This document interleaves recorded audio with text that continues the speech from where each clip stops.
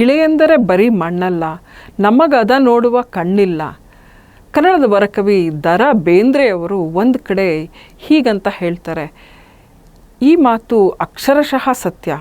ವಿಶೇಷವಾಗಿ ಇಂದಿನ ಕಾಲಘಟ್ಟದಲ್ಲಿ ಬಹಳ ಸುದ್ದಿ ಮಾಡ್ತಾ ಇರುವಂತಹ ಲಕ್ಕುಂಡಿ, ಚಿನ್ನದ ನಗರಿ ಅಂತ ನಾವೇನು ಹೇಳ್ತೀವಿ, ಈ ಒಂದು ಊರಿನ ಬಗ್ಗೆ ಹೇಳೋದಾದರೆ, ಈ ಊರಿನಲ್ಲಿ ಇವತ್ತು ಕಲ್ಲು ಮಣ್ಣು ಗಿಡ ಮರ ಎಲ್ಲ ಕಡೆನೂ ಚಿನ್ನದ ವರಾಹ ಇರ್ಬೋದು, ಅಥವಾ ನಗನಾಣ್ಯಗಳಿರ್ಬಹುದು, ಅಥವಾ ಗಂಟೆ ಶಿವಲಿಂಗ, ಪ್ರತಿ ಭೂಮಿಯಲ್ಲಿ ಹುಗಿದು ಹೋಗಿದ್ದಂತಹ ಇತಿಹಾಸದ ಪಳೆಯುಳಿಕೆಗಳೆಲ್ಲ ಹೊರಗೆ ಬರೋಕ್ಕೆ ಶುರುವಾಗಿವೆ. ಅಂತ ಹೇಳಿದ್ರೆ ಹೊರಗೆ ಕಾಣಿಸ್ಕೊಳ್ಳೋದಕ್ಕೆ ಶುರುವಾಗಿದೆ. ನಾವು ಅದನ್ನು ಹೊರಗೆ ತೆಗಿತಾ ಇದ್ದೀವಿ. ಈ ಬಗ್ಗೆ ನಾವು ಹೆಚ್ಚಿನ ವಿಷಯವನ್ನು ಈಗಾಗಲೇ ಎಲ್ಲ ಸುದ್ದಿ ಮಾಧ್ಯಮಗಳಲ್ಲೂ ನೋಡ್ತಾ ಇದ್ದೀವಿ. ಪ್ರತಿನಿತ್ಯ ಜನವರಿ 16ರಿಂದ ಉತ್ಖನನ ಬೇರೆ, ಭೂ ಉತ್ಖನನ ಬೇರೆ ಶುರುವಾಗಿದೆ. ಅದಕ್ಕೆ ಮುಂಚೆ ಪ್ರಜ್ವಲ್ ರಿತ್ತಿ ಅನ್ನುವಂತಹ ಒಬ್ಬ ಹುಡುಗನ ಹೊಲದಲ್ಲಿ ಸಿಕ್ಕಂಥ, ಹೊಲ ಅಲ್ಲ ಮನೆಯ ಒಂದು ಶಿಲಾನ್ಯಾಸ ನೆರವೇರಿಸಿದಂಥ ಸಂದರ್ಭದಲ್ಲಿ ತಳಪಾಯ ಹಾಕುವಾಗ ಅಲ್ಲಿ ಸಿಕ್ಕಂತಹ ಒಂದು ತಾಮ್ರದ ಚೆಂಬಿನಲ್ಲಿ ಸಿಕ್ಕಂತಹ ನಗಗಳನ್ನು ನೋಡಿದಾಗ ಈ ನಿಧಿ ಅಂತ ಹೇಳ್ಬಿಟ್ಟು ಇದನ್ನು ಏನು ನಾವು ಕರಿತಾ ಇದ್ದೀವಿ ಇವತ್ತು, ಇಂಥದ್ದು ಆ ಊರಿನಲ್ಲಿ ಸಾಕಷ್ಟು ಪ್ರಕರಣಗಳು ನಡೆದಿವೆ. ಇದು ಒಂದು ಶಿಲಾಯುಗದಿಂದನೂ ಶಿಲಾಯುಗ, ತಾಮ್ರಯುಗ, ಪೂರ್ವ ಶಿಲಾಯುಗ, ಆ ಕಾಲದಿಂದಲೂ ಜನವಸತಿ ಇದ್ದಂತಹ ಪ್ರದೇಶ ಇದು ಅಂತ ಹೇಳಿಬಿಟ್ಟು ಪರಿಗಣಿಸಲ್ಪಟ್ಟಿದೆ. ಇವೆಲ್ಲ ಇತಿಹಾಸ, ಇವೆಲ್ಲ ಸರಿ.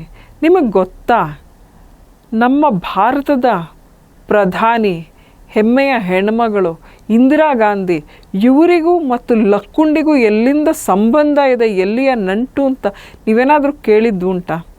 ಗೊತ್ತಿಲ್ಲ ಅಲ್ಲ? ಅಥವಾ ಕೆಲವ್ರಿಗೆ ಗೊತ್ತಿದ್ರೂ ಇರ್ಬೋದು, ಮರ್ತು ಹೋಗಿರ್ಬೋದು. ನಾನು ಹೇಳ್ತೀನಿ, ಏನು ಇವರಿಬ್ಬರ, ಲಕ್ಕುಂಡಿ ಹಾಗೂ ಇಂದಿರಾ ಗಾಂಧಿ ಇವರ ನಡುವಿನ ನಂಟು ಯಾವುದು ಅಂತ ಹೇಳಿ. ಇವ್ರ ಹೆಸರು, ಒಬ್ಬರು ಶಾಲಾ ಶಿಕ್ಷಕರು, ಪ್ರಾಥಮಿಕ ಶಾಲಾ ಶಿಕ್ಷಕರು. ಇವ್ರ ಹೆಸರು ದತ್ತಾತ್ರೇಯ ಕೃಷ್ಣ ಹೆಬಸೂರ ಅಂತ ಹೇಳ್ಬಿಟ್ಟು. ಇವರಿಗೆ ಇತಿಹಾಸದಲ್ಲಿ ಬಹಳ ಆಸಕ್ತಿ. ಇವರು ಇವರು ಇದ್ದಿದ್ದು ಲಕ್ಕುಂಡಿಯಲ್ಲಿ. ಅಲ್ಲಿ ಸುತ್ತಮುತ್ತಲಿನಲ್ಲಿ ಕಾಣಿಸ್ತಾ ಇದ್ದಂತಹ ಅಥವಾ ಮಣ್ಣಿನಲ್ಲಿ ಕಾಣಸಿಗ್ತಾ ಇದ್ದಂತಹ ವಸ್ತುಗಳನ್ನು, ಪ್ರಾಚ್ಯ ವಸ್ತುಗಳನ್ನೆಲ್ಲ ಸಂಗ್ರಹಿಸಿ ಅದನ್ನು ಒಂದು ಪುಟ್ಟ ಮಿನಿ ವಸ್ತು ಸಂಗ್ರಹಾಲಯ ಥರ ತಮ್ಮ ಮನೆಯಲ್ಲೇ ಮಾಡಿದರು. ಆಮೇಲೆ ಯಾತಕ್ಕೆ ಇದನ್ನು ಮಾಡಿದರು ಅಂತ ಹೇಳಿದ್ರೆ, ಇತಿಹಾಸದ ಪ್ರಜ್ಞೆ ಮೂಡಿಸೋ ಸಲುವಾಗಿ ಜನರಲ್ಲಿ, ಮಕ್ಕಳಲ್ಲಿ. ಸೊ ಹಾಗಾಗಿ ಕರೆದು ತೋರಿಸೋದು, ನೋಡು ನಿಂಗೆ ಗೊತ್ತಾ ಇದರ ಏನು ಹಿನ್ನೆಲೆ, ಈ ವಸ್ತುವಿನ ವಿಶೇಷ ಏನು, ಇದು ಯಾವ ರಾಜನ ಕಾಲದ್ದು, ಇದು ಹೇಗೆ, ಇದರ ಬಳಕೆ ಹೇಗೆ, ಪ್ರತಿಯೊಂದು ವಿಷಯವನ್ನು ಎಲ್ರಿಗೂ ತಿಳಿಸ್ತಾ ಇದ್ರು. ಅದು ಸುಮಾರು 1970ರ ದಶಕದ ಆದಿಭಾಗ. ಆವಾಗ ಇದೆಲ್ಲ ನಡೀತಾ ಇದ್ದಿದ್ದು. ಈ ಸಂದರ್ಭದಲ್ಲಿ ಏನಾಗುತ್ತೆ, 1975ರಲ್ಲಿ ದೇಶದಲ್ಲಿ ತುರ್ತು ಪರಿಸ್ಥಿತಿ ಹೇರಲಾಗುತ್ತೆ.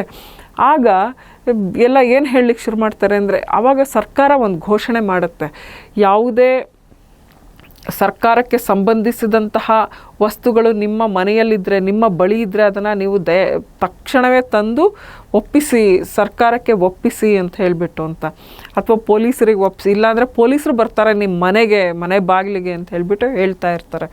ಇದನ್ನು ಕೇಳಿದಂತಹ ಕೆಲವು ನೆರೆಹೊರೆಯವರು, ನಿಮ್ಮ ಮನೆಯಲ್ಲಿ ನೀನು ಈ ಪ್ರಾಚ್ಯ ವಸ್ತುಗಳನ್ನೆಲ್ಲ ಒಂದು ಮ್ಯೂಸಿಯಂ ಥರ ಮಾಡಿಟ್ಟಿದೆಯಲ್ಲ ಜನರಿಗೆ ತಿಳಿಸ್ಕೊಡೋಕ್ಕೆ ಅಂತ ಹೇಳಿ, ಇದು ನಿನ್ನ ಕುತ್ತಿಗೆಗೆ ತರುತ್ತೆ ನೋಡು, ಸಂಚಕಾರ ಬರುತ್ತೆ, ಹಾಗೆ ಮಾಡ್ಕೋಬೇಡ, ಇದನ್ನು ಫಸ್ಟ್ ಸರ್ಕಾರಕ್ಕೆ ಒಪ್ಪಿಸು ಅಂತ.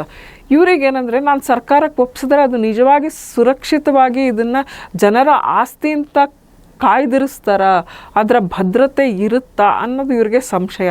ಆಗ ಅವರ ಸುತ್ತಮುತ್ತಲಿನವ್ರು ಕೆಲವ್ರು ಹೇಳ್ತಾರೆ, ಇಲ್ಲ, ನೀವು ಒಂದು ಕೆಲಸ ಮಾಡು, ಸರ್ಕಾರಕ್ಕೆ ಒಂದು ಪತ್ರ ಬರಿ ಅಂತ ಹೇಳಿಬಿಟ್ಟು. ಆವಾಗ ಇಲ್ಲ, ನೀವು ಒಂದು ಕೆಲಸ ಮಾಡು, ಇದು ಯಾರ ಹತ್ರ ಭದ್ರವಾಗಿರುತ್ತೋ ಇಲ್ವೋ ಗೊತ್ತಿಲ್ಲ, ಪ್ರಧಾನಮಂತ್ರಿ ಇಂದಿರಾ ಗಾಂಧಿಯವರನ್ನೇ ಭೇಟಿಯಾಗು, ಅವರಿಗೆ ಒಪ್ಪಿಸು ಇದನ್ನು ತೊಗೊಂಡೋಗಿ ಅಂತ. ಪ್ರಾಥಮಿಕ ಶಾಲಾ ಶಿಕ್ಷಕರು, ನಿಮಗೆ ಗೊತ್ತು ಅವ್ರಿಗೆ ಎಷ್ಟು ಮುಗ್ಧರಿರ್ತಾರೆ, ಮತ್ತು ಅವರು ಏನು ಹೇಳಿದ್ರು ಅದನ್ನು ನಿಜ ಅಂತ ಹೇಳಿಬಿಟ್ಟು ಭಾವಿಸ್ತಾರೆ ಅಂಥೇಳಿ ಅವ್ರೇನು ಮಾಡ್ತಾರೆ, ದೆಹಲಿಗೆ ನಾನು ಹೋಗೇ ಬಿಡ್ತೀನಿ ಅಂಥೇಳಿ ಎಲ್ಲ ತುಂಬಿಕೋತಾರೆ. ತುಂಬ್ಕೊಳ್ಳೋದಕ್ಕೆ ಅವ್ರ ಹತ್ರ ಪೆಟ್ಟಿಗೆ ಇಲ್ಲ. ಸೊ ಅವರ ನೆರೆಹೊರೆಯವರು, ಅವರ ಸ್ನೇಹಿತರು, ಅವರ ಹಿತೈಷಿಗಳು ಎಲ್ಲ ದುಡ್ಡು ಸಂಗ್ರಹಿಸೋಕೆ ಶುರು ಮಾಡ್ತಾರೆ.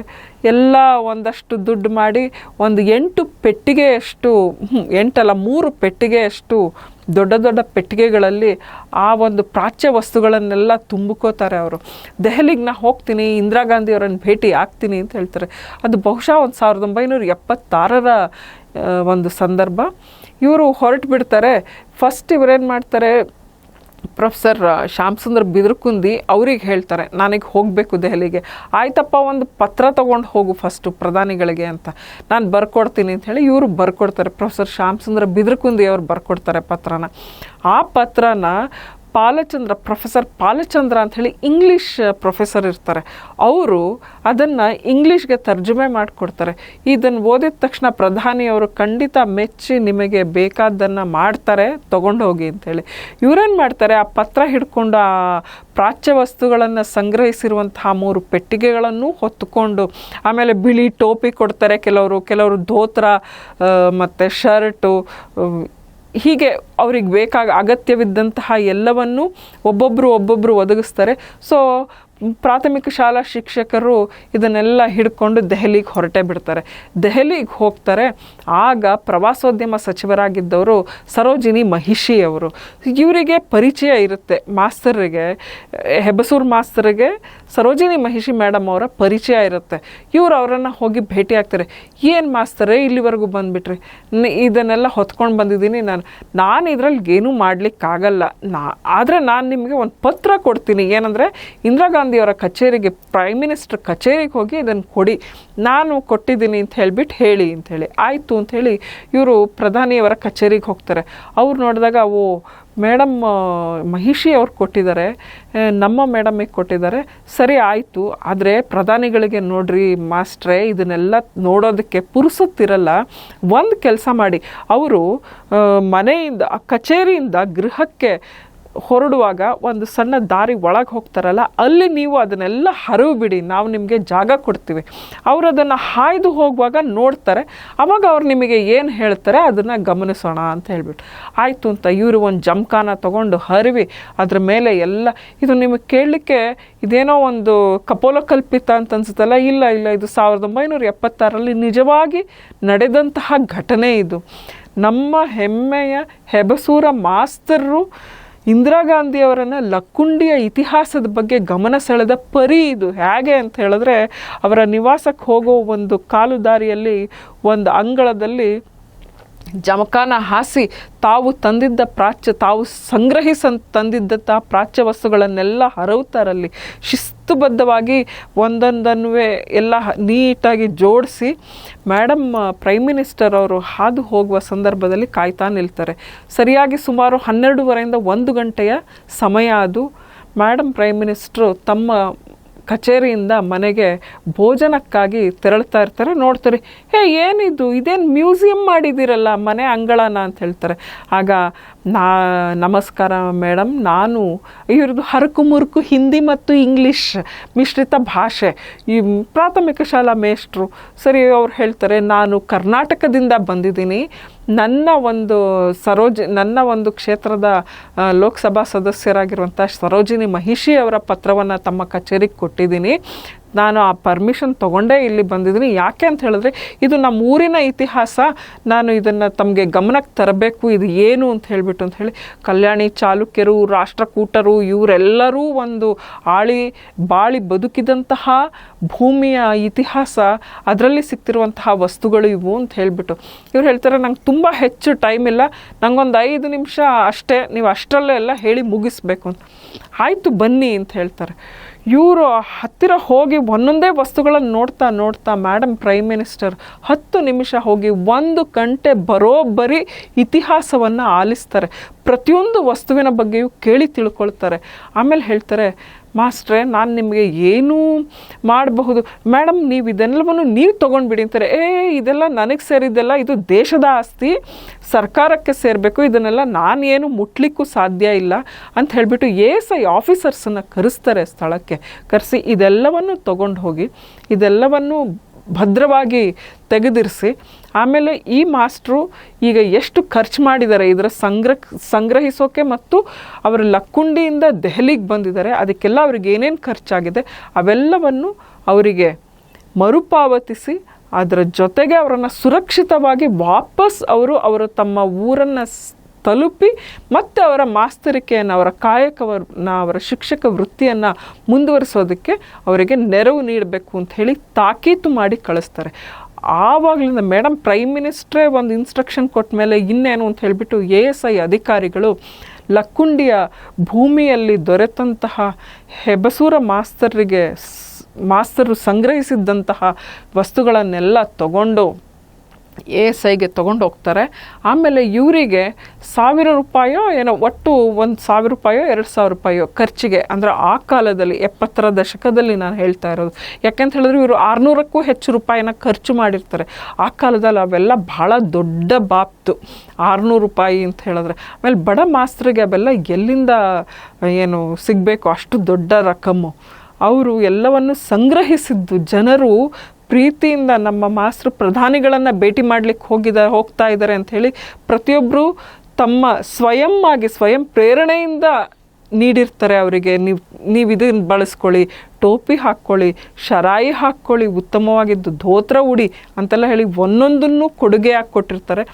ಅವರಿಗೆ ಸರ್ಕಾರದ ಕಡೆಯಿಂದ ₹1,000 ಅಂತ ಅನಿಸುತ್ತೆ, ಅಷ್ಟು ದುಡ್ಡನ್ನು ಕೊಟ್ಟು ತಾವು ಸುರಕ್ಷಿತವಾಗಿ ಹೋಗಿ ಅಂಥೇಳಿ ರೈಲಿನಲ್ಲಿ ಕಳಿಸ್ಕೊಡ್ತಾರೆ.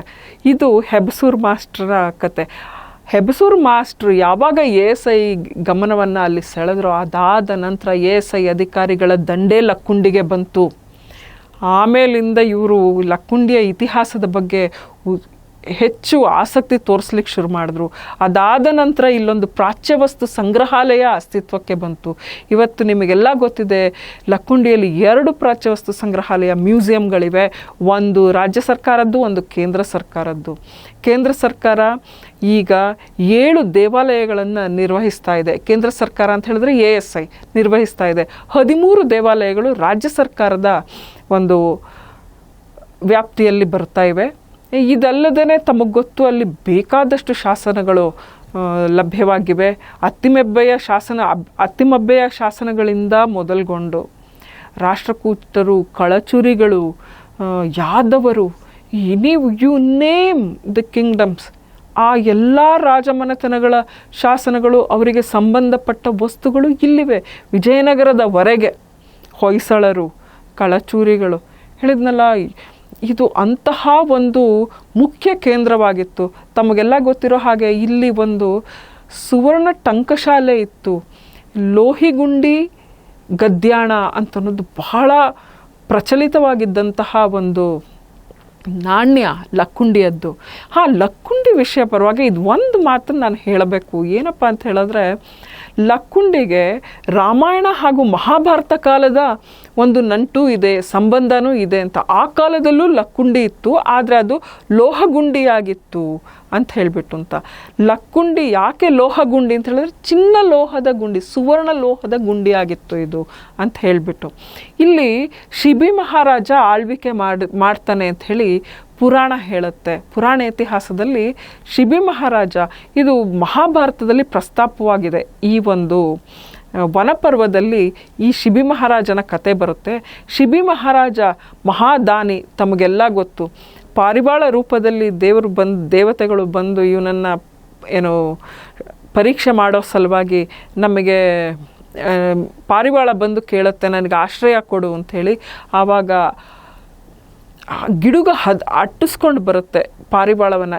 ಅದು ನನಗೆ ಸೇರಿರೋ ಆಹಾರ, ನಿನಗೆ ಯಾವುದೇ ಹಕ್ಕಿಲ್ಲ ಅದರ ಮೇಲೆ, ಅದಕ್ಕೆ ಆಶ್ರಯ ಕೊಡೋಕ್ಕೆ ಅಂಥೇಳಿ. ಆಗ ಮಹಾರಾಜ ಶಿಬಿ ಹೇಳ್ತಾನೆ, ಆಯಿತು ನಿಮಗೆ ಎಷ್ಟು ಬೇಕು ಹೇಳಿ, ಅದರ ತೂಕದ ಮಾಂಸ ಕೊಡ್ತೀನಿ ಅಂತ. ಇಲ್ಲ, ನನಗೆ ನಿನ್ನ ಮಾಂಸನೇ ಬೇಕು ಅಂತ ಹೇಳ್ತಾನೆ. ಆಯಿತು, ನನ್ನ ಮಾಂಸನೇ ತೊಗೊಳ್ಳಿ ಅಂಥೇಳಿ ತೊಡೆಯ ಮಾಂಸ ಕೊಡ್ತಾನೆ. ಇಲ್ಲ, ಇದು ಸಾಕಾಗಲ್ಲ ಅಂತ ಕೊನೆ ಇಡೀ ದೇಹವನ್ನೇ ಸಮರ್ಪಿಸೋದಕ್ಕೆ ಮುಂದಾಗ್ತಾನೆ.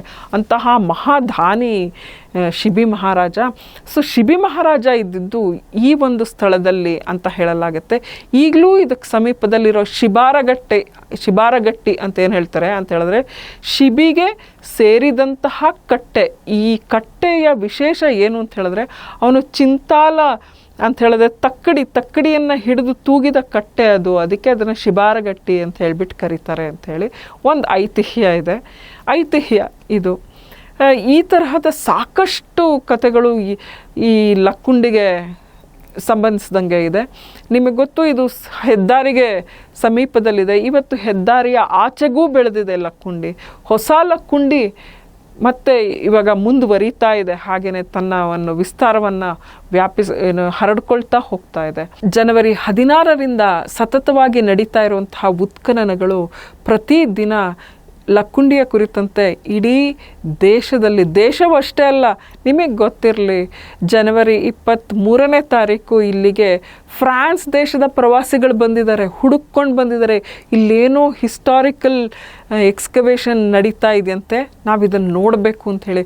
ಅಂದರೆ ನೋಡಿ, ಚರಿತ್ರೆ ಅಂತನ್ನೋದು ಯಾವತ್ತೂ ಜನರಿಗೆ ತಿಳಿದುಕೊಳ್ಳೋ ಕುತೂಹಲವನ್ನು, ಬತ್ತಲಾರದ ಕುತೂಹಲವನ್ನು, ತಣಿಯದ ಕುತೂಹಲವನ್ನು ಹಿಡಿದಿಟ್ಟಿರುವಂತಹ ಒಂದು ವಿಷಯ ಅಂತ ಹೇಳಿದ್ರೆ ಅದು ಚರಿತ್ರೆ. ಈ ಜಾಗದ ಚರಿತ್ರೆ ಇವತ್ತು ಕೇವಲ ನಮ್ಮ ದೇಶಕ್ಕಷ್ಟೇ ಅಲ್ಲ, ನಮ್ಮ ರಾಜ್ಯಕ್ಕಷ್ಟೇ ಅಲ್ಲ, ಇವತ್ತು ನಮ್ಮ ದೇಶದ ಗಡಿ ದಾಟಿ ಹೊರಗಿನ ಜನರನ್ನು ಆಕರ್ಷಿಸ್ತಾ ಇದೆ ಅಂತ ಹೇಳೋದಕ್ಕೆ ಫ್ರಾನ್ಸ್ ದೇಶದ ಪ್ರವಾಸಿಗಳು, ಧಾರವಾಡದ ಸರ್ಕಾರಿ ಶಾಲಾ ಮಕ್ಕಳುಗಳೆಲ್ಲ ಪ್ರವಾಸ ಹೋಗಿದ್ದು ತಮಗೆ ಗೊತ್ತಿದೆ.